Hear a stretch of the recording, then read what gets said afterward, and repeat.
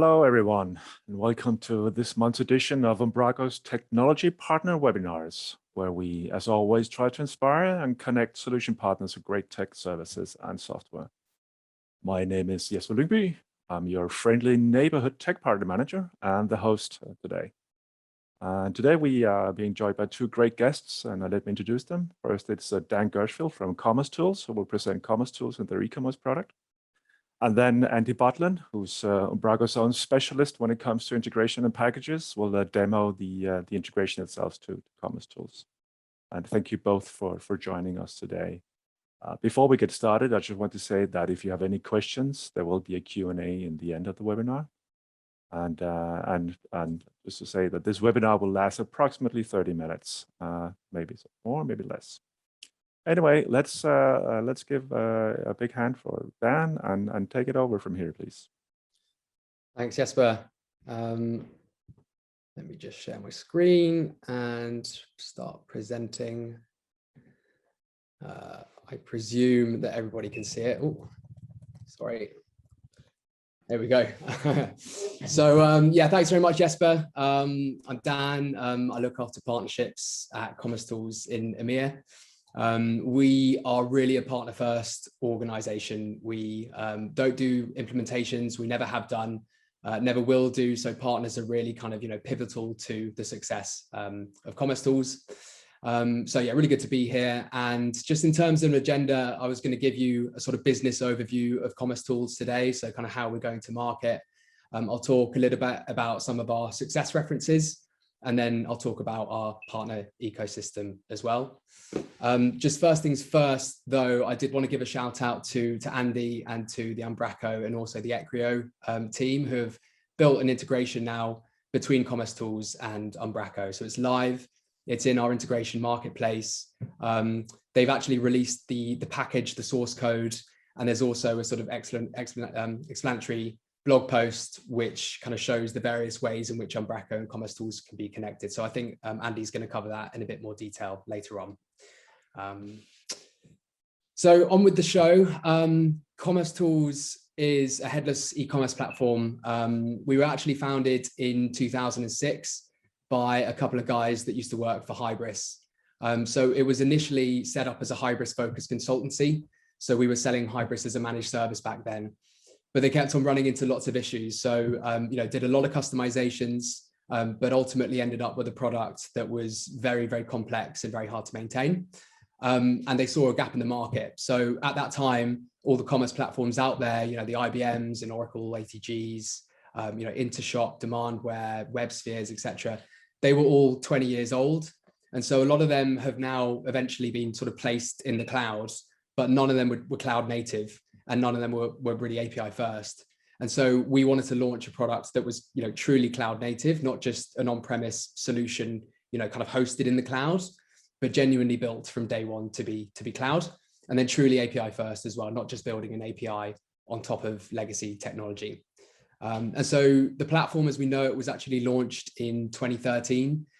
We've grown, fairly steadily since then. But I would say in the last kind of 12 to 18 months, we've really accelerated, which is reflected in the new logos that we're seeing. And, I think we are 350 people now, but we're on track to double by the end of next year. We took on investment a few years back from our parent company, which is called Reiwa, one of the largest supermarkets in Europe, also a flagship customer for Commercetools. And then a couple of years back, we took on more investment from Insight Partners. So that's the same VC that backs companies like Shopify and Twitter. And then just a few weeks ago, we took on Series C from Excel, which is one of the top 3 Silicon Valley VCs. And then just in terms of kind of, our employees, we're a very tech-driven business. So most of our employees are either product people or developers. But we are making, significant investments into the go-to-market team, and the London office, which is where I'm based, is a significant part of that. But yeah, we've got offices all around Europe. Germany is where we're headquartered, US as well. And then we're making a very big push in APAC at the moment. So we have kind of global support coverage. We have, over 300 customers who are sort of live on the multi-tenant system. So that means that they all share the same kind of underlying engine. And then out of those customers, we have around 150 who are enterprise in terms of doing over $1 billion in revenue. So yeah, in general, we're kind of focused on the bigger enterprise e-commerce projects. The more complex, the better. I mean, if you're looking for a simple website just to stand up, there's probably a better vendor out there, than us, and we'll normally recommend, going with a different option. The projects that we're normally part of have lots of integrations, lots of different challenges, and lots of complex scenarios. And yeah, we're better known for our work in B2C. Although B2B is growing quite quickly, we tend to see the B2B customers that kind of want to have a B2C style experience for their end users.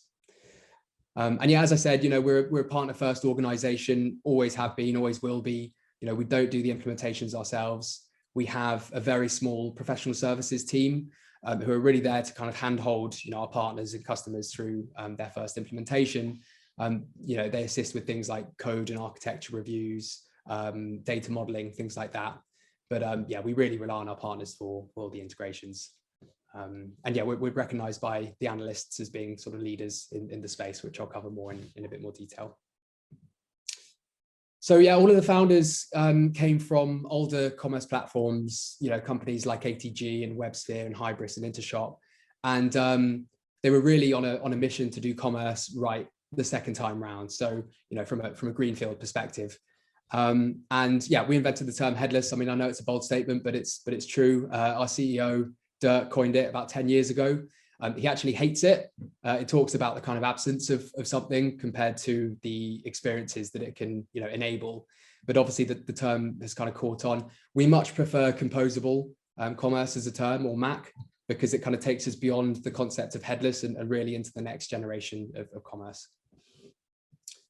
So here's how the analysts kind of see the market: Gartner, Forrester, and IDC. The trajectory is really interesting. Commercetools is going up and most of our competition is going down. 3 years ago, they really had no idea how to categorize us. How could we compete with a Salesforce or an Adobe with, all of the stuff that kind of comes out the box compared to a Commercetools, which is very much lean by design. But, they obviously speak to hundreds of retailers and commerce companies.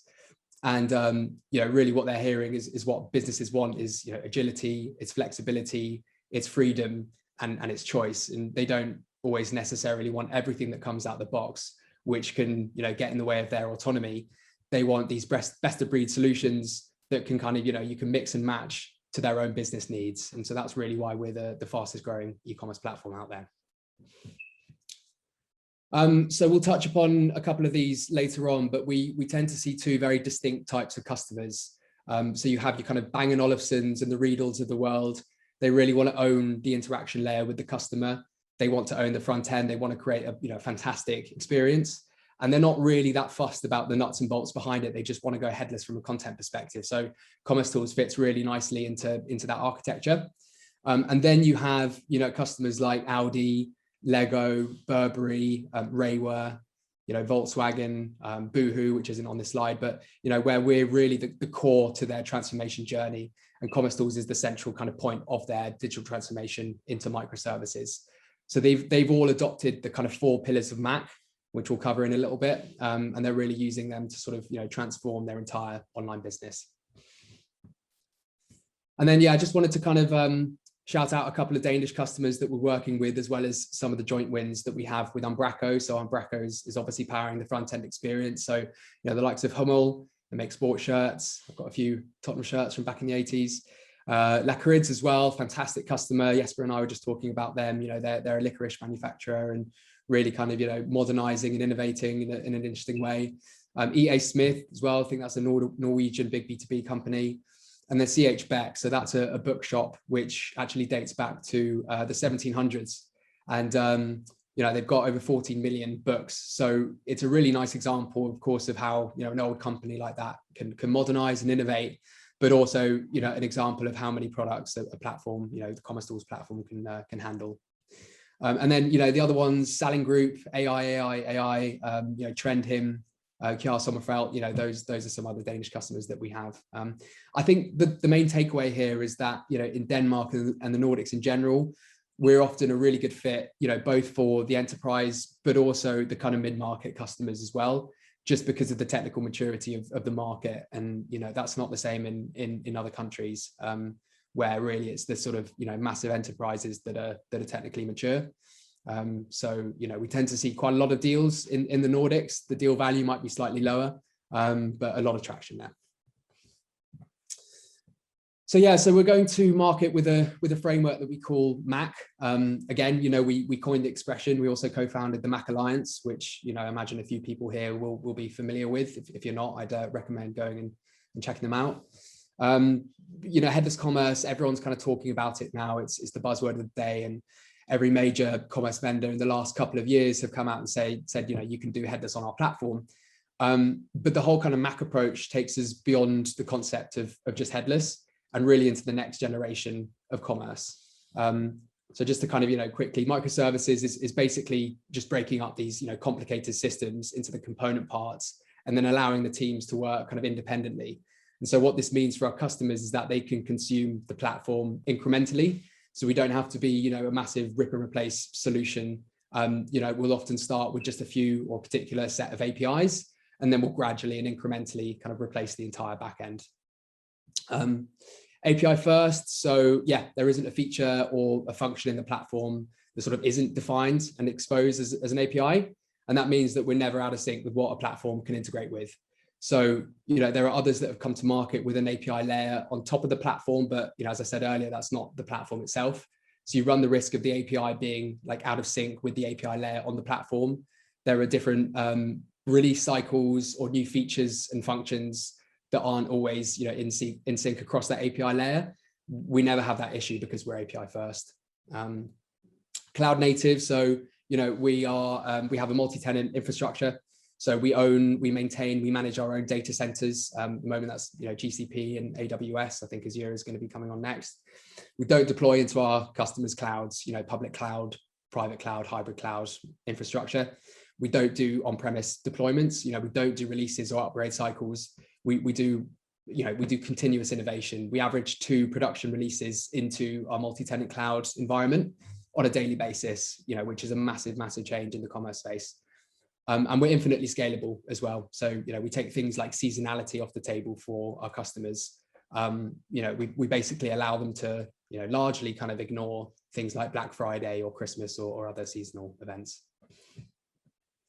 And then, yeah, headless, we kind of talked about this already. We're enabling headless models and experiences on the platform. So, we basically don't have any constraints for our customers in terms of the experience that they're building and providing to their end customers. And, obviously traditional e-commerce platforms are kind of all based around this browser desktop concept. It's very difficult to remove that interface, and also very expensive for customers that try to do that. So we don't bring that to the table. Basically, our customers can build whatever innovative experience they want, whether that's through voice, augmented reality, native apps, in-store experiences, POS experiences, as well as .com. And they can do that with a custom front end or with a DXP or CMS front end. And obviously we've got 4 nice cases with Umbraco that I mentioned earlier.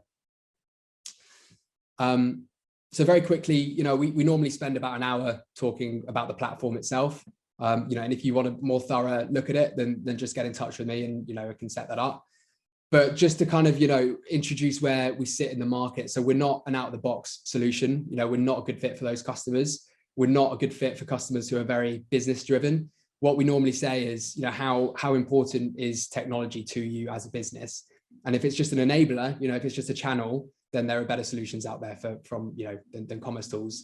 And we'd recommend going with one of these, box solutions. If technology should be a differentiator, then that's when customers are a good fit for us. So we sit in the middle of this slide here. We're not good for those who are kind of completely adamant about building everything from scratch. We're also not good for the box solutions. We see ourselves as a kind of enablement platform for commerce, sort of an SDK for commerce. So we give you the backbone, and then we allow your team to sort of build around the edges and to buy third parties to kind of do the the specialist elements of your commerce journey. Just a couple of examples. So Lego is a flagship customer for Commercetools.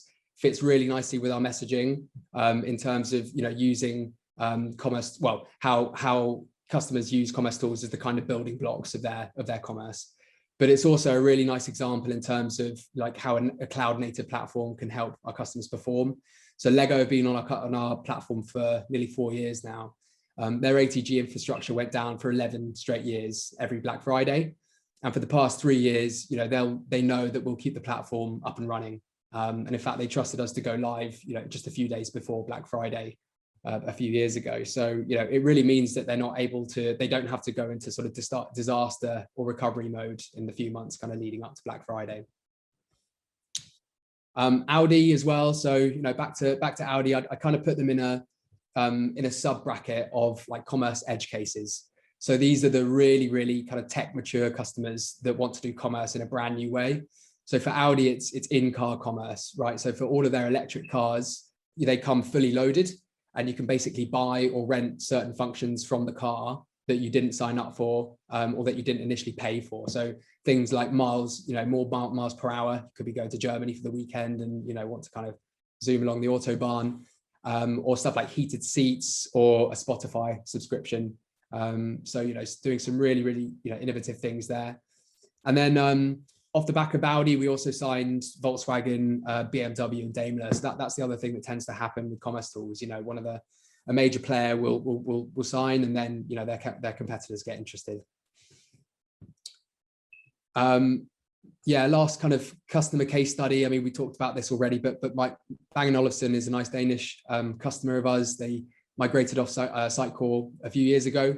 Really kind of an omni-channel use case there. So click and collect has been introduced, some of the other kind of features like endless aisle and pre-order. But yeah, it really kind of falls into that bucket of customers that really want that kind of amazing front-end experience. And then finally, just at the back end of last year, we introduced the partner program, really to kind of help us scale the channel. Commercetools has a fantastic mix of partners. We've got everything from the global SIs down to the really small boutique agencies, and then everything in between, highly technical SIs or software engineers. We don't have any partners that, to my knowledge, that are really focusing on both Umbraco and Commercetools. So that might be something, it could be a nice angle for some of the people on this call. But again, if you'd like any more information about the partner program, then please just get in touch with me afterwards. That was everything I wanted to show today. If you'd like any more information, if you want to have a kind of technical deep dive, or if you just like to generally chat about partnerships, then please let me know. Looking forward to speaking with you soon. Thank you very much, Dan. And we're always glad in Denmark when somebody uses Lego as a front for their case. We use bricks too in some of our commercials, if I'm not wrong. So anyway, maybe we should have a look at the integration. Andy, would you present it for us, please? Yeah, sure. Thank you, Jesper, and thank you, Dan. Let me just share my screen too.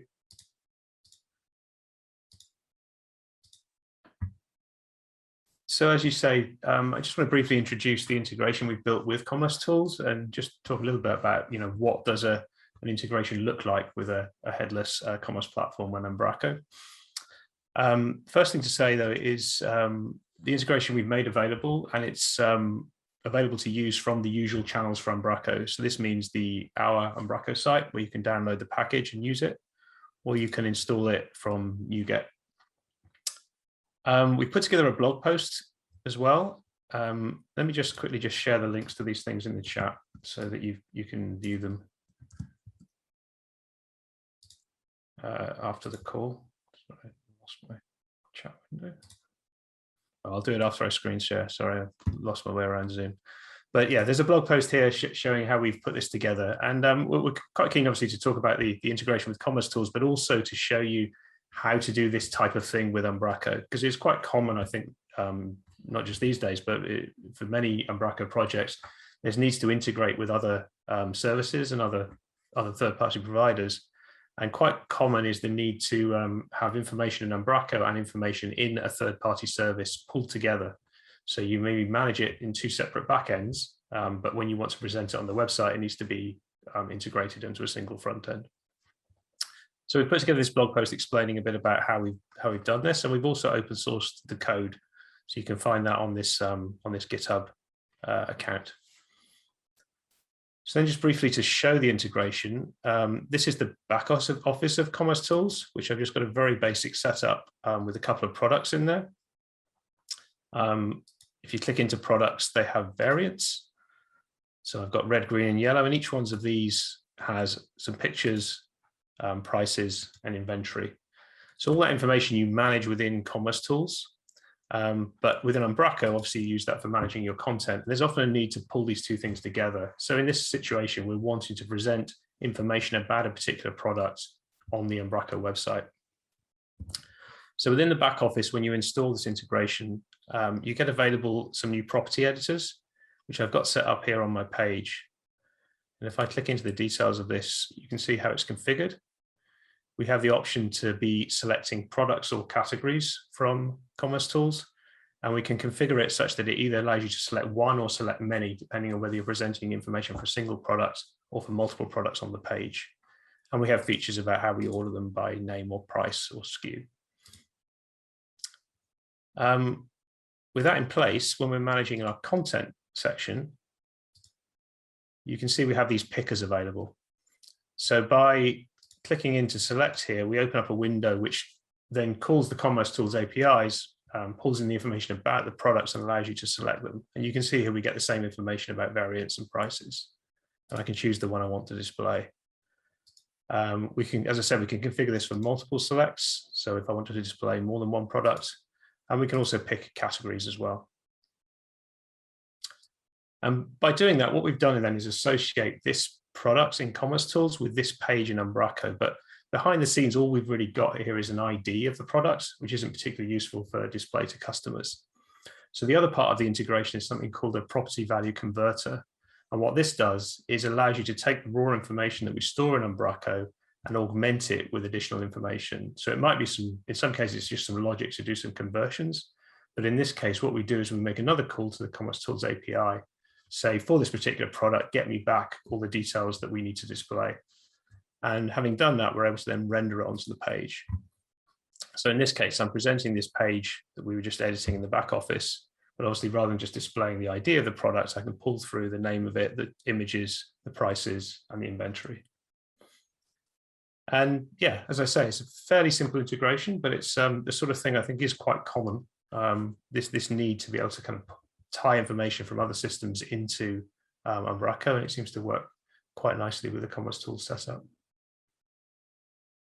So that's all from me. I think we're going to go to questions now. So I'll pass back to you, Jesper, and I'll just, as I say, I'll just share the links to those pages I just shared. Thank you very much, Andy. And even though it's a fairly simple integration, it's still valuable. We all know how e-commerce and content go together, create value. So thank you very much. So let's go to questions. And while I haven't received any yet, yes, there we go. So from Matt, Dan, he says, does Commercetools handle subscriptions? We do handle subscriptions. It's a slightly different model. And to go into too much, I'm not going to go into too much technical detail because I don't actually know, but we've got a couple of examples of customers that do subscriptions. So Matt, if you want to reach out to me afterwards and we can have a separate conversation about that. Okay. I could just ask myself, what is an ideal customer for Commercetools? Yeah, so I think we talked about this earlier in terms of the size. Normally we say kind of, the upper mid-market or the enterprise, which, we kind of define as 500 million and above. It tends to be the really complex, customers that are either looking at Headless or have adopted Headless, are looking, to kind of move to the cloud or have already adopted that, that really want to kind of use technology as that differentiator. And are looking into sort of general Mac solutions, right? So it could just be, it could be going headless from a content perspective. They could be looking at, one of the kind of search and merchandising providers. But ultimately the ones that are really quite technically mature and want to kind of go down that best of breed route. I would say, in the Nordics, it doesn't necessarily have to be that case. We've got a lot of customers that are sort of, less than 100 million, or less than 250 million. It just depends on the sort of technical maturity of the market. And then I guess there are two normal replacements that we see. There's the top down, which will be replacing an ATG, a WebSphere, a Hybris. And then there's the bottom up, right? So either we'll be kind of replacing a Shopify, you know, a big commerce, or potentially a kind of a homegrown platform. Let me just see if there's any other questions in the chat. No. So I have another question. So if you as I understand it, your strongholds are like the UK and the DACH region and US, and now you're expanding into the Nordics. What is your plan for expanding into the Nordics? Yeah, so we have a sort of Northern European team. So we have a guy that is kind of commercially responsible. We're actually hiring 2 more account executives, one this quarter and probably one next quarter. I don't know where those people are going to be based. Obviously, it'd be great if they were based in one of those countries. However, we're really kind of focusing on the Nordics, because I think we've got around about 30 or 40 customers there now. Denmark and Sweden is already very strong for us, but we're definitely looking to kind of expand more into Norway and Finland as well. So we've got a marketing manager that we work with as a partner marketing manager. We have someone that is overall responsible for the Nordics, UK, and the Middle East. And then we have an expanding sales team out there as well. And there's another question from Matt. What payment providers do you support? All of them, basically. I mean, from a UK perspective, I think we normally work closest with, Adyen or Checkout. But because we're basically API first, we can integrate with all of the different providers. So WorldPay, we have a number of customers with. Klarna, I know that's a slightly different use case, but we work with them a lot. It basically doesn't matter. It's whatever the customer is looking to choose, or whatever the partner wants to work with. Okay, and there's another question here. I think this is at you, Andy. Blas is asking, does the Umbraco integration work both ways? If I create apples from Umbraco FE, is the stock on the Commercetools decreased? Yeah, that's right. I mean, the Umbraco integration as it stands is really just presentation at the moment. It isn't a fully fledged shopping system. So there's still plenty more to do for somebody who was going to combine Umbraco and Commercetools. But basically the answer is yes. I mean, that's the value with this API first approach, in that any means of buying a product will call the same API endpoints that are used in Commercetools. So there isn't a replication of inventory being held in Umbraco and another set of inventory held in Commercetools. Everything would go through the API, and so it would just work the way Commercetools want you to. So if that means buying a product reduces the inventory on count, that's what would happen. Cool. And there's a follow-up question that from Mehmet. Does integration support cart campaign also? No. So at the moment, as I say, it's just for the presentation side of things. If you were working with Commercetools and Umbraco, it would be up to you as a developer to build the actual shopping cart experience using the APIs that Commercetools provide. And Francesca is asking, how about shipment, fulfillment, integrations like DHL, RM, etc.? I guess that's for you, Dan. So yeah, we can absolutely integrate. We do integrate with that. We have very, very sort of basic OMS functionality, but we would normally, we would normally recommend going with a third party, like, a Fluent Commerce, for example. Okay, let's see if there's other. I don't think there's any more questions. So, and we just passed 30 minutes, so that's perfect. So thank you, Dan. Thank you, Andy. Thank you, everyone, for attending. As always, this webinar was recorded, so you will find it at our YouTube channel any minute. And I just want to say thank you for everyone for attending, and have a nice day. Thank you. Thanks, everybody. Bye-bye. Bye-bye.